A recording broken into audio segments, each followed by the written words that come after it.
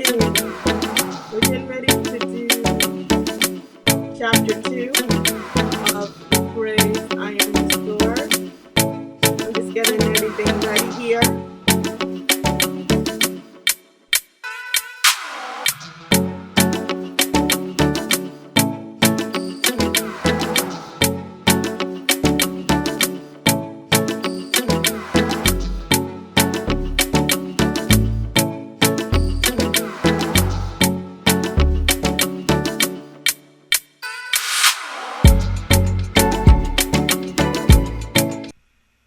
Okay, we will start chapter 2.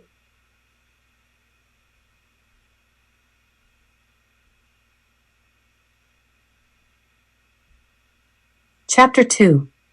You look like your father. We all must confront parts of our past. I realize how unsettling that can be, but until we confront our past, we will never be able to step into our future with true freedom. In the middle of my broken chaos, that freedom felt elusive. I would reach for it and grab nothing but air because I couldn't face my past. Facing my past often meant me making general references to the things I used to struggle with or sins I used to be addicted to committing. That's probably the case for many Christians. We speak of our past generally to avoid dealing with the full weight of our pain. Still, it eventually catches up with us. Through my journey to restoration, I've learned this simple truth: we can face our past willingly, or our lives will force us to face it. It's really that simple. We can choose to go down the valley of the shadow of death that is filled with our shame and trauma, or we can drown in our dysfunction. The choice is not easy, but it is painfully clear. A massive part of my development came from dealing with my own family of origin. As we grow older, many of us realize that we are duplicating the same patterns as our families in our rituals, or the way we raise our kids. I chuckle whenever I say something to my kids that my mother would say to me. It can be funny, but it can also be devastating. Families shape our lives in ways we can't fully appreciate until we do the hard work of understanding the patterns that made us who we are. This is the uncomfortable part of seeking restoration, excavating our pasts, digging into the deep corners of our souls. As much as I desired freedom, the past was a place of pain, not just because of the abuse, but also because of wounds from my father and my family. A few years ago, I made the difficult decision to stop regularly posting pictures of my family on social media. The decision was solely driven by the amount of vitriol I was exposed to on a daily basis. From slanderous comments to antagonism, I had to become quick with the block button. Until my family received death threats, I thought those comments were just a product of overly passionate people. I took those threats seriously enough to hide them from the hatred of others as much as I possibly could. Yet the shift away from sharing my family was also symbolic. I used to pride myself on having a healthy family.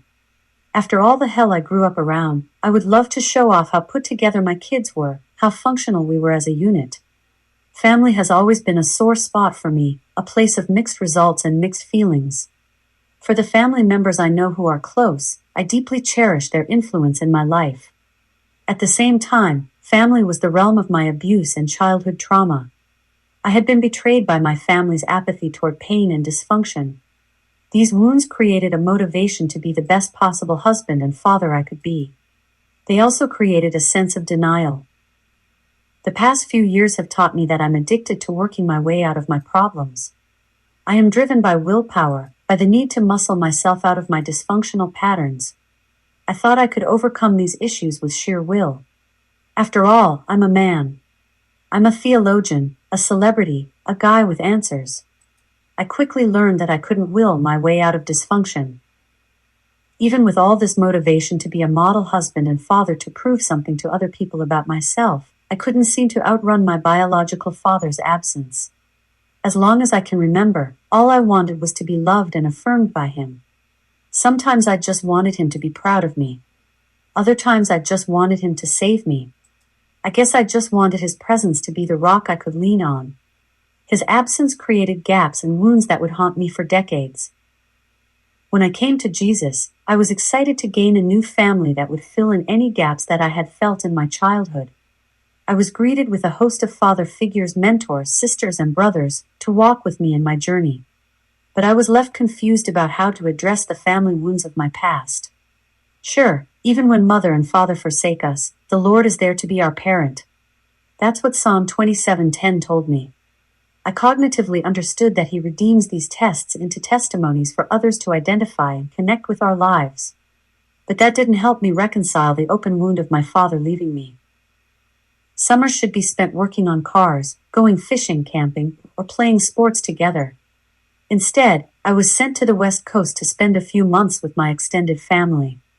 These trips were intended to build love and connection with my cousins and introduce me to new family members, while also giving my mom a break. Instead, they were a furious introduction to street life. I saw a side of my uncles that made me feel appreciative of their presence and terrified all at the same time. Get him, Cray. Don't be no punk. Even in the middle of the chaos, I knew who said that. My uncle's voice could pierce a crowded stadium, and it was recognizable even above the scattered roar of the neighborhood onlookers. I was dizzy, but I could still hear him. This dude can fight, I thought as his knuckles rearranged my face. My opponent, some kid from the neighborhood, was unfazed by my weak attempts to stop him, and I knew I was in trouble. In my blurry scan of the crowd, I saw men clutching dollar bills, screaming instructions in fear of losing their bets. I felt like an animal, a prop for their enjoyment. But I knew this wasn't just for them. I was being trained. After all, my perception was that the men in my family were tough, and I felt weak. My family members forced me to fight from a young age. In their minds, they were saving me from being a mama's boy. Because my dad wasn't around, they knew I was softer. The only way for me to become a man was for them to beat the soft out of me. They were so committed to toughening my skin that I was treated like a pit bull and thrown into scuffles with other kids. They would place bets on me, and of course, I always lost. Yo, what's wrong with you? You ain't built for this? Some pep talk, huh? I got my face beat in, and then I heard about it from my uncle and his gangster friends. Whenever I was told that my father was tough or that he would never lose fights, I was filled with rage. I grew up hearing, "You look like your daddy," and I bet your daddy wouldn't have. My reaction was often disgust. At a certain point, I let him go. I don't know if I hated him or if I was just tired of seeing other people interact with men in ways I never could. My only interaction with men, whether they were the kids at school, my gangster uncle in Cali, or my mom's boyfriend, involved some sort of destructive behavior. Every one of them seemed to challenge my manhood. But no one had helped me to find it. I was never tough enough for any of the men in my life. I was sensitive and artistic, fascinated by the creative. I bowed my head when the radio played a song I liked, and I dissected the intricacies because I thought music was beautiful, which of course meant I was soft, less of a man. My world only respected force and authority, or so I thought. When I was in the 6th grade, an older kid pulled a knife on me in the middle of an argument. I froze. My next instinct was to run away screaming, "Help! Help!" I didn't want to die in my school's hallway, and I knew I would lose that fight. I ran to the principal's office and hid, scared out of my mind. Don't be no punk. Look at him running away scared. Kids were yelling. I didn't care what anyone said. I didn't want to die. When I told my mom and stepdad about the knife incident, they barely reacted. They ordered me to get a sock, fill it with pennies, and bust that kid's head wide open. Why are you so soft? I didn't have courage, and I was so ashamed. When I had guns pulled on me, I never responded like a gangster. I never displayed mythical movie character courage. I always backed down or ran away. Maybe I'm just not a man, I thought. Gaps and false ideas of what it meant to be a man were passed down from my father and the other men in my life. These gaps only created the conditions for internal chaos, a lack of understanding. My biological parents had a short-lived romance that produced me, a fling that they made a futile attempt to cement. They didn't know who they were, and when my mother got pregnant with me, they panicked. Marriage doesn't work as a last resort, so their union didn't last. My father was never around after that, except for a few random interactions. He came by once to take me shopping, and I felt like I was on top of the world. This was my dad, a superhero whom I had built up in my mind, even though I didn't know him. We went to the mall, and he bought me the clothes I wanted. Then he drove me to his mom's house to meet her and his sister. Wow, it felt real. I was finally learning about myself. "Oh, you look just like your daddy," his mom said. I beamed a toothy grin when I heard her say that. That's when they noticed I had a loose tooth. In true Black family fashion, they tied some string to that tooth, attached the other end to a door handle, and yanked it out. Welcome to the family, I guess. But I didn't even care about how much that hurt. I kept smiling. I was finally with my dad. He didn't have to earn my respect. He was lionized by default. This felt different because I had finally met his family. "I love you, Dad," is what I wanted to blurt out, but I didn't know this man. I'll save it for next time, I thought. But there was no next time. I never saw that man again. Sure, he called me once when I was 12. He asked some questions and sounded like he was preoccupied with something else. When I asked if he would ever come back, his response stunned me. "Well, you know your mom remarried. You'll be good." What? Don't you realize this house is chaotic? I'm struggling here. Help me. Again, that's what I wanted to say. But he hadn't shown me enough to prove that he would care. There was no evidence that he would have come to my rescue. My stepdad had once mocked me in a drunken rage, saying, "You gonna call your daddy? Your daddy had you, then left you. He doesn't care about you." I couldn't argue with his logic. Rumor had it, my father was a drug dealer anyway. What kind of superhero can't conquer his own addictions? I knew he wasn't coming to rescue me. Fatherlessness is a cliché topic in the Black community. It typically sits atop the assessment list of intra-community problems in our families and neighborhoods. It's the favorite conservative talking point. The real problem with the Black community is a lack of fathers, they say. Commentators and pundits rail as they share statistics about a lack of biological fathers' influence in the lives of their children. I get it. It's an important topic filled with nuances and considerations. As you can see, I've lived it.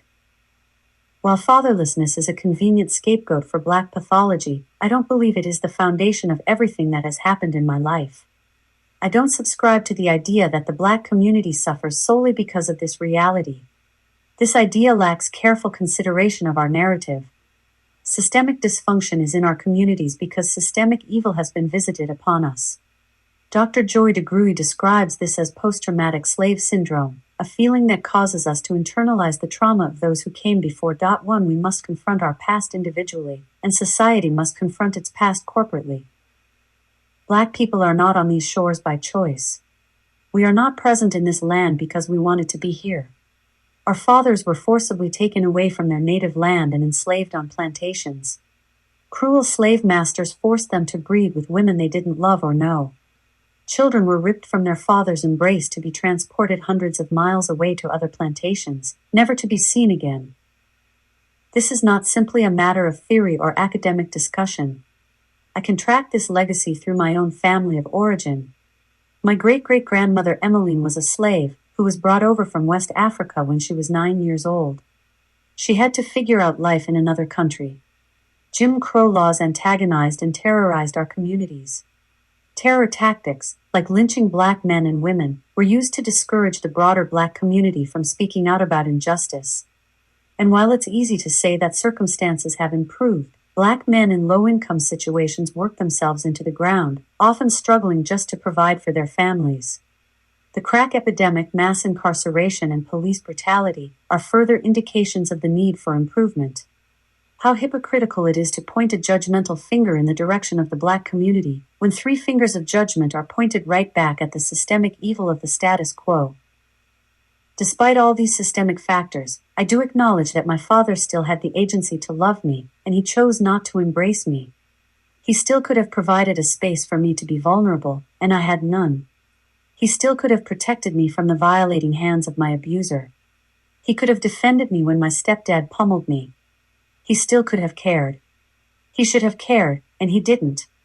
Fatherlessness forms a web of issues that I couldn't even begin to unravel in this volume, and all fatherless Black people carry this web within them, whether we acknowledge it or not. Fatherlessness is not the sole basis for problems in Black lives, but it has created personal chaos. I'm still trying to unpack the effects of my father wounds to this day. I have worked hard to purge bitterness and hatred from my heart, but ignoring what was robbed from me isn't easy. Recovering from my father's absence has been a lifelong process, a painful but necessary engagement with a dark time in my life. When, as a young Christian, I spoke about my fatherlessness, I had a tendency to skip the messier parts of my story and use only those salient details for a testimony service or to shock listeners into seeing the radical power of gospel redemption. Now it's a little more complicated than that. I see how my failure to comprehensively address my relationship with my father created even more chaos in my life. My perspective began to shift when I began to wonder, did my father pass anything down to me? Do I act like him or have similar interests? Can I learn anything about my past from his reputation? I started to see that some of my personal preferences didn't come from my mother. She is a beautiful black mother, with the force to walk through a wall to help the people she loves. I see her as a go-getter, stubborn and intelligent. I can see all the complicated ways she passed down those traits to me. But my mother is not analytical in the same ways that I am. She does not crave intel in the same way that I voraciously read and digest information. I wonder where I get that from. Is that from my dad? My father had a reputation for loving science fiction and geek culture, something I also deeply love. Is that interest hereditary? As I grow older, I wonder about how his personality was passed on to me.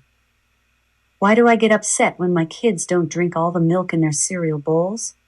Because that's what I grew up experiencing. Since I can now process things in light of my narrative, I can prevent creating new traumas. Another side of me had an affinity for romanticizing street life. The men in my family place an emphasis on being tough and displaying their masculinity. They're gangsters. They're incarcerated. Especially after my conversion, I had a sense that I had let them down. I was a Christian man who hadn't been in any street shootouts. I never ascended the hill, so I figured I wasn't a real man. Similarly, my mother once expressed how her dad's side of the family also created patterns. Some battled alcoholism. I thought, oh, maybe that's how I can drink for 20 days and it's not a big deal. She told me stories of addictions, and I see it in my own life. There's a part of myself that I still don't know. A part that makes me think, what kind of man would I be if I actually knew my dad? Ayo. The neighborhood OG's voice cut through street corner clowning and stopped us in our tracks. These Crips keep coming round here. Y'all gotta get some get back. Y'all got a gun? One of my friends swallowed hard and nodded to a tree where he hid our lone weapon of defense from rival gangs. Cool. The next time they come around here, you shoot first. I spent summers with my uncle, getting tough running the streets and searching for significance. I enjoyed my time there, even though it was filled with chaos. I now know that's all they knew. I saw shootings, drug arrests, and other things a kid shouldn't be exposed to at that age. But I'll never forget when that guy told us to shoot first. I looked around like I was in a dream. My friends' eyes were glued to him, drinking in his instructions and processing how they would act on them. What is wrong with y'all? I thought to myself as I half listened to advice that I just knew would get one of us killed. This was my moment of clarity. Forget this tough guy act. I don't have to live like this. At that moment, before my conversion to Christ, before I had the privilege of healthy community, I knew I had options. Earlier that year, my auntie had sent me a postcard from Japan. I stared at the scenery for the longest time. It helped me to see that the world is bigger than this neighborhood pettiness. I didn't want to be a street dude, and I wasn't built for it. I had to fill the gaps in with something. I had to find some outlet to prove myself to others, something that would help me make sense of my existence. I couldn't identify with these tough men in my family, but hip-hop was a place of affirmation and acceptance for me. Someone was recognizing me for the gift that I was. When I found hip-hop, I felt like it was all I needed to fill in any of my life gaps. I didn't want to excavate the problems of my past to get healed. I didn't want to enter into the chaos because I was convinced it would consume me. When I stepped onto the stage for the talent show at the Boys and Girls Club at age 11, I never expected any of my hood friends to love what I did. But watching their frenzied reaction made me say, "Oh, I love this." I enjoyed hip-hop music as a consumer, but to be appreciated for performing was a different level. It felt right. After I ran from the knife-wielding kid in the 6th grade, I had my moment of redemption. I beat a notorious tough kid in a rap battle. That was the first moment that felt special. He was perceived as a young gangster, a tough guy just like the men in my life. I wasn't quite sure how people perceived me, but I knew it wasn't positive. They thought I was scared, cowardly, or unathletic. In any case, I felt like I didn't belong. I would lash out, but not in the same way as other kids. I already felt ashamed because I had had a knife pulled on me. When I beat that kid in that rap battle, something shifted in my heart. Slithering like a snake in the grass. Taking you and your crew you gotta know is an easy task. When I strike it'll hurt like a snake bite. You gotta know I make you wet your pants. When your mama tucks you in at night. I'm scary, so very the lunatic psycho. Guilty but you don't see me running from the popo. Been in 21 fights this year, month, week. Day I don't play stop until the 9 spray. Oh, the crowd erupted. I was engulfed by the same people who made fun of me. I hadn't even hit puberty yet. My voice hadn't changed. But my consumption of hip-hop culture paid off in the admiration of my friends. Maybe I couldn't beat anyone up, but I could beat them with my words. I won, and it kept going. I was the reigning rap champion. No one could touch me. Rap became part of the identity of my reputation. Y'all know Lecrae can rap. That was the identity marker I needed to ignore all this manhood chaos that I couldn't escape. Even after my conversion, I still clung to this part of my identity.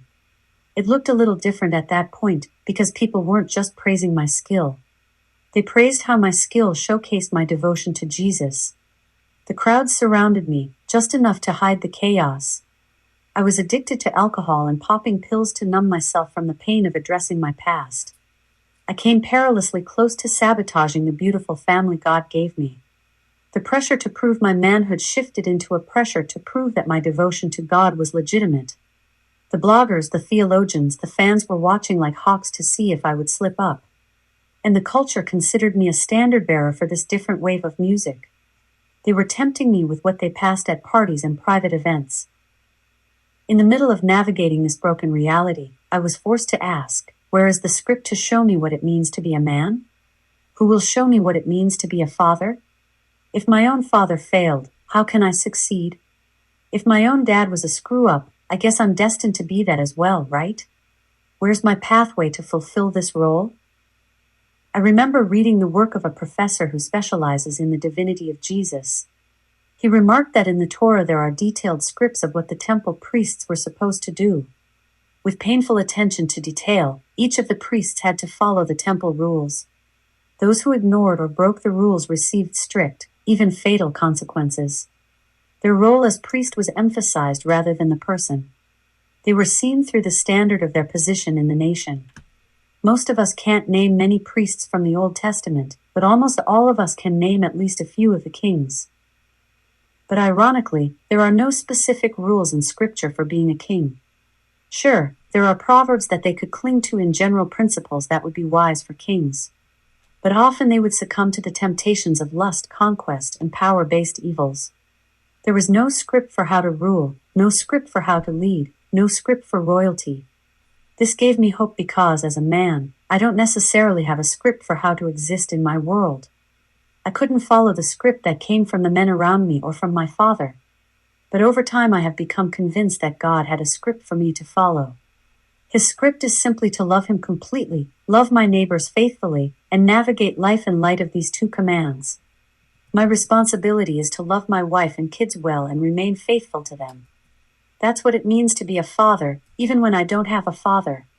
For years I was convinced there was a man's script for every contour of my behavior, and God had to show me there are all types of men in his kingdom, living different but faithful lives. There is no complicated script. My liberty is in simplicity. Love God and love others well. That's it.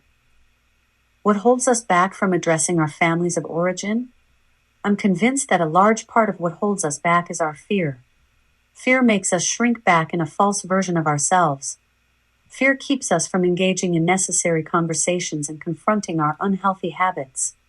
Fear binds us to what will others think if I admit this? Fear makes us ashamed of who God created us to be. I sat across from my father recently. It was the first conversation we'd had in decades. I looked into his eyes, examined what was in his soul, and felt his pain. I did look like my father, but I was no longer trapped as he was. The man who wasn't present for most of my childhood was imprisoned by his own fears, bound by his own mistakes. He was plagued with addictions he couldn't beat, expectations he couldn't fulfill. In that moment, I felt overwhelming sorrow for the hatred I had directed at him for so many years.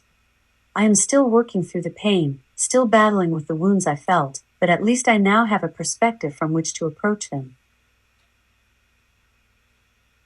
Chapter 3. Church hurt is the worst. So yeah, I wanted to stop at chapter 2. I was just wanting to go through it chapter by chapter. So in this chapter, he's talking about he's dealing with his father issues, his father not being there, not really having a connection to his father's family. I can, I can sort of relate. Although my father was there, we didn't always have the connections to his family when he was alive. And, and while his father wasn't there and he was living with his mother, he was being abused, and that happens a lot too. Um, I could really say that this happened, to me also. But in this case, I was the mother, and it was my child who was being abused by, my partner who was not her biological father. And then, African Americans, we do still have to deal with this systemic racism that's going on, the mass incarceration, the Karens of the world, and and we have to find an outlet, in order to, let some of these frustrations out. In Lecrae's case, he found hip hop. In my case, I just started delving into computers, um, and my fascination and love for computers caused me to get into this field, you know.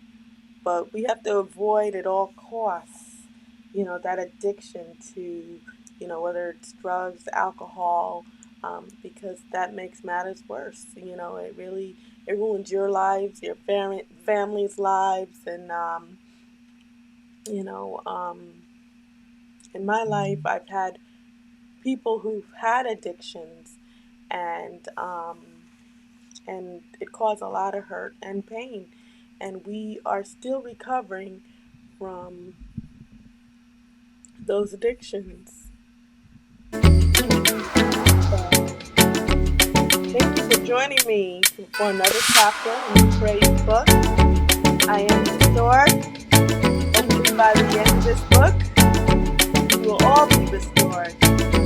I'm loving it. I can't wait to get to chapter 3. Last DJ loves it.